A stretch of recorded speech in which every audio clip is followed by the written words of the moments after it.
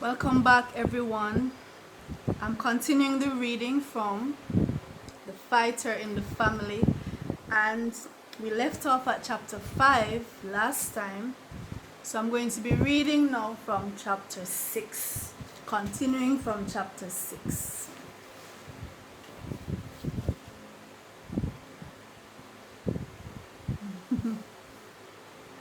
Chapter 6.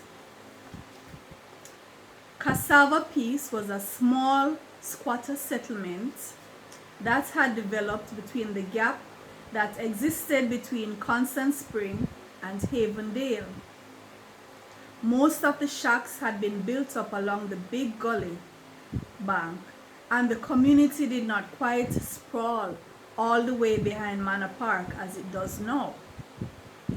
There was light and there was water, but most of the connections had been illegal.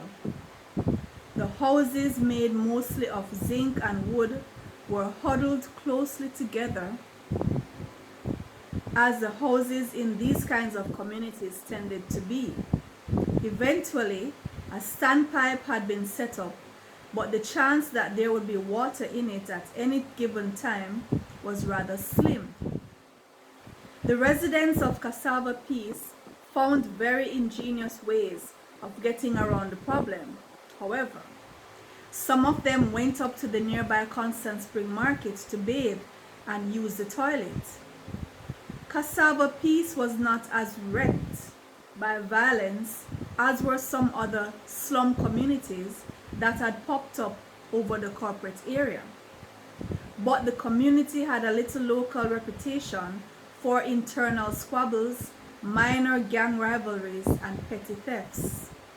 Conveniently, the Constant Spring police station was very nearby. What it is that influences the inevitable occurrence of slum communities smack on the heels of upper-class residential communities has been a matter of deep analysis for city planners the world over. Some have suggested that a possible cause is that during the years that the residential community is being built, one pioneering day laborer on the construction site, out of personal convenience, may decide to set up a little shack so as to facilitate his easy access to the site. He may or may not feel that this will be a temporary arrangement. He may or may not have had a home elsewhere. People being what they are, somebody is bound to follow in his footsteps, and before you know it, a budding entrepreneur has set up a 4x4 zinc shop to cater to the daily cravings of the men on the site. Then another shack, then another shack. Then somebody moves in with a woman, and a baby comes, and the slum community is well underway. That could be one possible reason. Another plausible reason could be that poor people just like to hitch their wagons to rich people. It gives them a sense of aspiration, a sense of getting a glimpse of what could be, a sense of understanding who your social enemies were by watching them drive by every day in cars that cost more than all the money you could ever come into direct contact with all your life. Whatever the cause, there were several very stocious and uppity residential communities in the environs of Cassava Peace. If you left Cassava Peace through Glen Drive, you would come out on Manning's Hill Road, where it branched off straight into Havendale or further down into Meadowbrook. And on the hills overlooking the community were very grand mansions where the top-notch officials of the city and returning residents and famous people who had come by millions, legitimately or otherwise, lived. It was high into these hills that Nathaniel worked on most of the construction sites. The team consisted mainly of men who had joined as unskilled laborers And with years of on-the-job training, some of them had actually mastered a particular skill or two. When Nathaniel had just started, he was pushing wheelbarrows with mortar and carrying bags of cement and shoveling marl or sifting sand or any one or all of those odd jobs. He did not yet know how to lay blocks or line up a foundation or use a level or put up the decking on a house. All of that came later, but Nathaniel had a quick head and learned fast and was very strong. The pay was not all that hot at first, but one of the good things about working on the site was that every day, bar none, the men would pool their funds together and run boats, which meant that they would set up a makeshift wooden fire and cook. It was usually a one-pot kind of cooking, and there was not a designated cook as such. Any man could be head chef or on any given day. This pleased Nathaniel because there had been days in those times when he did not have any money.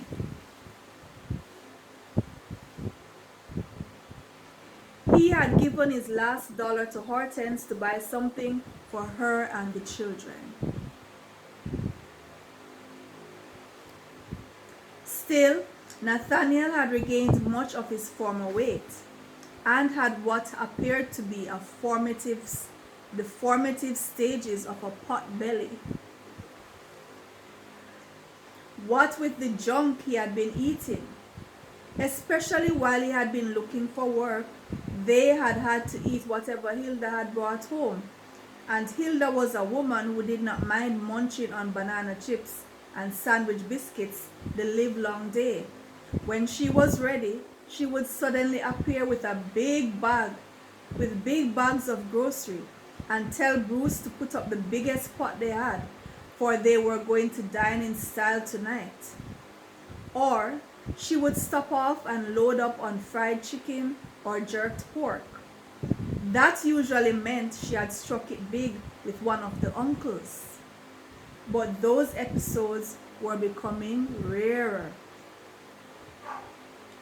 This was certainly not the place where a man could set his pot a-boiling, contented in the knowledge that he was bound to find something to put into it. There was no running round the back to get some ears of corn or to dig up some dashins. There was no stretching across to pick some green bananas or akis, or pull up some scallion, thyme, garlic, and onions you needed for seasoning, or picking some ripe red plummy tomatoes and Scotch bonnet peppers. They had to depend on the random bag that Myrtle sent with provisions, and that was only when someone was coming up from country, but that was the only time. Sometimes when White Squall was biting Nathaniel, which meant that he was so hungry and dry that a white line had traced itself around the edges of his mouth, he found himself nibbling on some of Hilda's banana chips. The money that Nathaniel should have made from the sale of the Datsun was coming in slow, and in so many small installments that he couldn't see his way with it, except to hand most of it over to Hilda for bills, and for the rent that she had started to collect.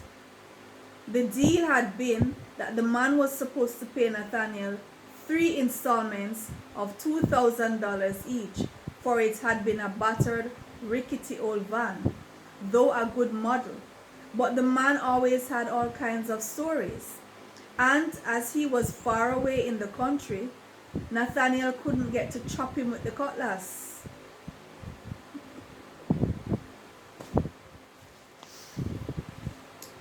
Oh Lord. Nathaniel could only get a message down to him and to the lady who had leased the land that he needed the money as soon as possible and to please send it up. Sometimes they were late in meeting the bill payments, and Hortense would go about wringing her hands and fretting that the light company would disconnect them and they would have to steal electricity like the others. and something would go wrong and one of them would get electrocuted, or the house would burn down one night while they all slept. Lord Jesus, none of this would have been remotely possible or necessary, but had they still been in Walker's Wood. Hortense reminded Nathaniel. It seemed like a whole lifetime away that they had been happy in their little wooden country home, looking at the green hills. They won't disconnect us so quick, Nathaniel said. I don't think the light company has us on their hit list yet. Whenever he was coming home, Nathaniel would try to find some spare change to buy some bread or something, just so he wouldn't come through the door with his two long hands empty. For the children were looking out for him. None of them was more than 2 years older than the other. In fact, Agatha and Galvani were only a year apart. Their father was not unkind to them, but he was not very amiable with them either. He kept his distance. There was no riding on backs, no clapping games that he had done with Juju, no asking any unnecessary questions about what they had accomplished that day. Nothing of the sort. Nathaniel was not about to give Mr. Spiteful the ammunition to use against him. He was not about to set himself up. He knew that cunning fellow up there was just waiting for the day when Nathaniel would come home, hoist the children up into his lap, pinch them on their chins, and rub their little bellies. That man was waiting for the little strings of bonding to send themselves forth between Nathaniel and the children, to grow stronger and stronger until the strings became cords and the cords became ropes. And then, before you knew it, the father and the young ones would be inseparable. Then Mr. Spiteful would strike and use that very rope to strangle them. Nathaniel was not going to fall for it. He was not going to allow them to climb upon his bed for stories, the girls in their little nighties and Turnip in the briefs and vests that he slept in. Nathaniel was not going to let them walk with him to the top of the road on Sunday mornings to fetch the paper, though they begged and pleaded, and Turnip even ran to put on his little shoes to show that he meant business. Nathaniel was not going to put them on his head. He was not going to congratulate them when they did things that children were supposed to do anyway, like learn to walk or put on their blouses right way forward or tie their shoelaces. Nathaniel would not be giving them any extra words of encouragement. None of those things would be happening in this house. Walker's Wood men were complicated, and Nathaniel even more so. He was a humble countryman, but he had a big soul, a soul so big that he could hide his affection deep inside it, and no one would ever suspect that it was there. Nathaniel loved and cherished his children more than any other man had ever loved or cherished his children. Agatha had the brightest eyes and the darkest. If they were in Walker's Wood right now, Agatha would look almost enchanted amongst the soft green of the hills. Her skin was rich and dark, and she had something that could pass for dimples. Maybe as she grew, the dimples would sink even deeper and would drive a young man crazy one day. Agatha was short and cushiony like her mother. Galvani was frisky and playful, and you could see she would be tall and lanky. She climbed onto everything and fell off of everything and didn't mind. There was not even the slightest murmur, and then she was up scampering again.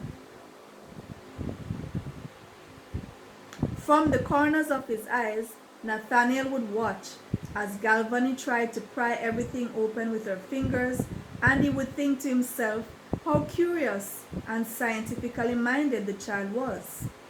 When no one else was looking, Nathaniel would leave little objects in her way for her to discover. He loved watching her. Turnip was filling out his skin. Like Juju, he had the appetite of a harbor shark. Don't let anything fall out of your hand while you were putting it into the pot, for Turnip would scamper off with it and you couldn't find him until it was gone, whether it was a thing that should be eaten raw or not. No matter how his mother moved him from the fireside, for fear of him getting burnt or scalded, the child would slowly make his way back and sit staring up. Sometimes Nathaniel would drop things just for the laugh of it. Nathaniel knew that he had coiled up into a kind of shell, and that he had become emotionally and physically inaccessible to Hortense, but there was no avoiding it. He was conscious of the thick veil that he had shrouded around himself, from which he peeped to see if Mr. Spiteful was watching. "You are not the man I married, Natty. You are not the man who courted me," Hortense said. "You used to be a loving, compassionate man and a tender father. I lost a child too, you know." Nathaniel knew it was true. He used to be very touchy-touchy with Hortense and loved her up with sweet words all the time. He didn't love her any less now, but he kept it to himself. It was not an easy matter for him to lie in bed with that woman and not roll over and take her.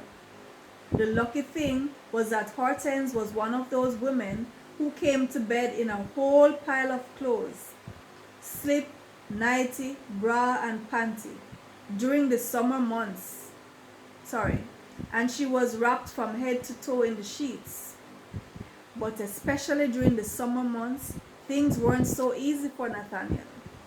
Then Hortense would sleep in her slip and panty alone, and the time was so hot that she would often fling her leg on top of Nathaniel, and he would rise and swell so much that it was painful. That's how he knew that he was a very strong-willed man, because he still managed to keep his act together when Hortense was so nice and pretty.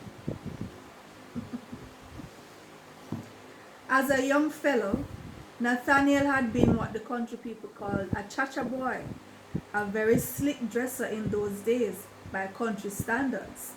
He had a blue plaid polyester suit and a baby blue shirt with cuffs and a Bucker's hat. Plus he was even more handsome as a young man. So when he put all that together and stepped out, the girls were raving mad.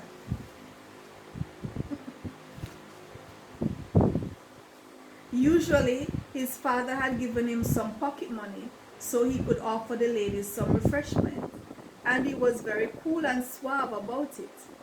When Nathaniel hit the dance floor, look out! There was no calming him down for the rest of the night.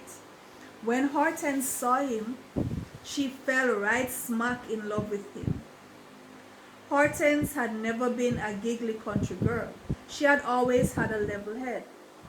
She had a deeply religious background, and her aunt, with whom she grew up because her parents had run off, brought her up to be chaste and ladylike.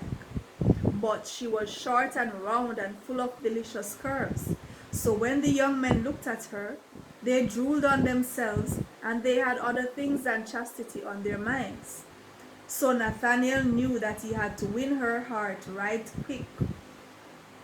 He took his marriage vows very seriously. He was that kind of man. Nathaniel had never been unfaithful to Hortense. He had been with other girls before her, but taking another woman after pledging allegiance to Hortense constituted a breach of contract in his mind, legally and spiritually. Even now, he didn't as much as look at another woman in that way. Walkerswood women are complicated too. Hortense had given Nathaniel time to grieve, and she had been patient. She understood just how much the boy had meant to him. She still thought about Juju with great anguish, and not one day went by that she didn't yearn for his little hands playing with her soft melon. Sometimes she would dream, and in the dream, Juju was standing by her bed and leaning over her and calling her Gang Gang as he always did. And Hortense would jump out of the dream, anxious and hopeful, expecting to see Jojo there, but he never was. No formula has yet been devised to make a woman forget the child that she has lost. No medicine has been discovered that will even ease the pain the slightest bit. Nothing can fill the emptiness. But like so many millions of women before her, Hortense had had to find her personal way to cope with the loss. And over time, she had even been willing to smile genuinely at things that were funny. And she could have demanded that Nathaniel do the same. They had other children to live for, who were depending on them for all manner of support. She could have internalized his withdrawal as a rejection of her. She could have interpreted it as a sign of infidelity on his part.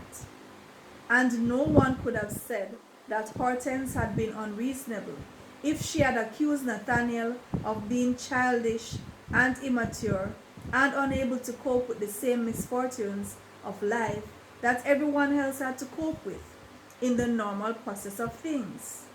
But Hortense didn't do that. She stood by his side, and she had sense enough to know that he had never stopped loving her or the children. But she was concerned that the children would never be able to understand and would not be able to avoid internalizing his withdrawal as hatred of them. So she beseeched Nathaniel to open up more to them so that they did not go astray. And speaking of going astray, Bruce had hit it off with a group of young cronies who called themselves the Firepower Posse. Whoever heard that name was supposed to understand that these guys meant business. Their particular business mainly involved petty theft. As Bruce had made up his mind that he would not make himself gainfully employed or employable, he had come to the conclusion that the best thing to do was to become a parasite on those people who were gainfully employed. He would steal for a living from people who worked for a living. He reasoned this made perfect sense. The Firepower Posse targeted the buses that plied from Halfway Tree to downtown and up again. They pulled off the operation as a team, and while some worked the back of the bus, picking pockets and handbags, the others would work the front. One would always keep a lookout, and in case a policeman was spotted as a passenger had decided to defend, him or her his or her hard-earned money with words or actions, the crooks would bail off the bus and rendezvous at an agreed location. They considered what they did to be an art, and they really felt that they were businessmen earning their keep. Such was the level of self-delusion. They were smart men, relieving stupid people of what they were too foolish to defend. The cronies moved swiftly. Some had been in the habit so long that their fingers moved like feathers, easing money out of pockets that there was nothing to it, while the owner braced himself in the bus and stared out the window and smiled. Cargo was the one who suggested that they should lift jewelry too, and the idea so pleased them that the cronies wondered how they hadn't thought of it before. All that it required really was to walk up to someone and grab their chains from around their necks or pull the dangling earrings from their earlobes. Bruce was not a smart man. Though he was the oldest of the group, he was by far the stupidest, the clumsiest, and the slowest. The other fellows laughed at him behind his back, and he was oblivious to the possibility that it could be so. Bruce was so transparent that everybody in the house quickly discovered what was what. Whenever he stole something, the first people he tried to sell it to were Nathaniel and Hilda. While Hilda could not resist buying the expensive jewelry at such bargain prices, Nathaniel ran Bruce from his sight. He would not buy stolen property. And the police were on to Bruce too. They had been watching him for some time. Then a terrible thing happened. Well, some good did come out of it in the long run, but it was quite terrible at the time.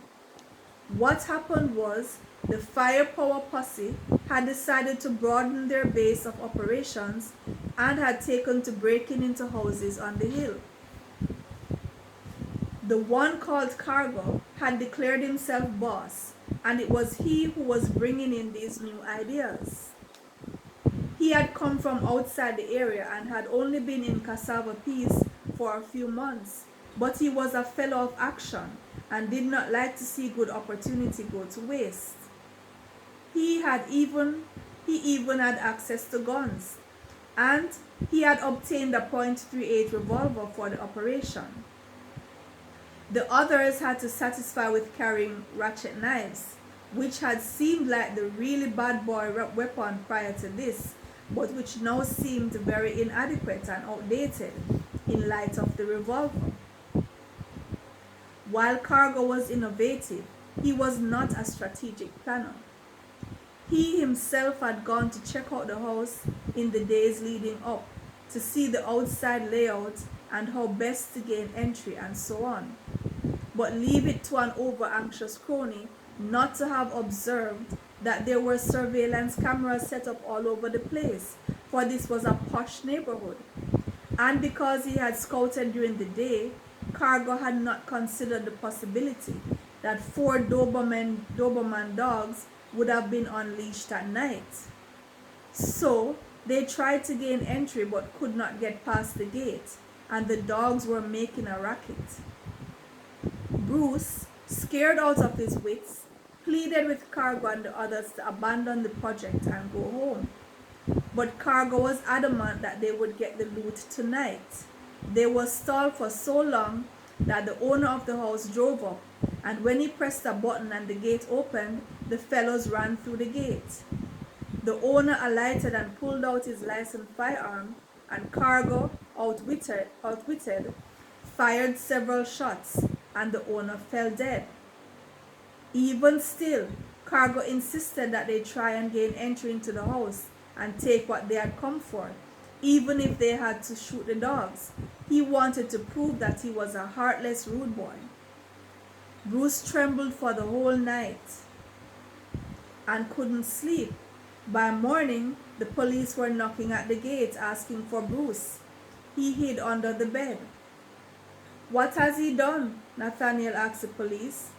They said that Bruce had been involved in a murder and had been caught on tape. "Don't turn him over, Natty. Don't let them take him," Hilda pleaded with Nathaniel when Nathaniel marched inside. "I will not harbor a fugitive," Nathaniel replied, and he turned Bruce over. There was no denying Bruce's involvement. He and the others had been caught on tape, and every last one of them had been traced and brought in, even the hotshot Cargo, and most of the loot had been retrieved. Bruce stayed in jail for 5 months before his trial came up. Nathaniel had refused to bail him out, and Hilda had been having a dry spell money-wise. Myrtle came up with the girls for the trial, which was hard for her because she loved Bruce a lot. Bruce had been naive and very reckless in spite of his age, and for being so foolish, the judge sentenced him to 20 years in prison, hard labor, to be served at the General Penitentiary in Kingston. The others were served similar sentences except for Cargo, who was given a life sentence for pulling the trigger. Bruce cried when he was being taken away.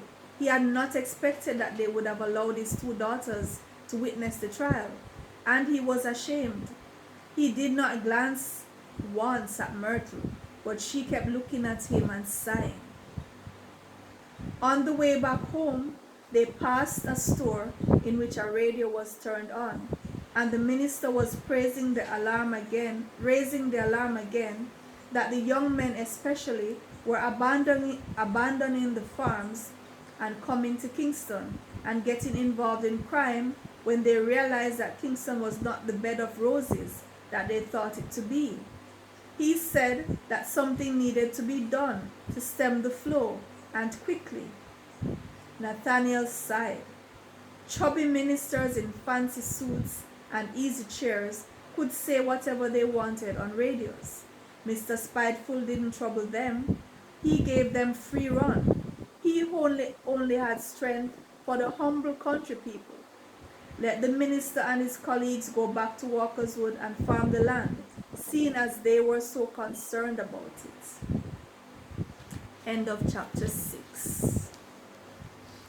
Okay, so please join me as I continue reading The Fighter in the Family. We'll pick up at chapter 7 in the next video.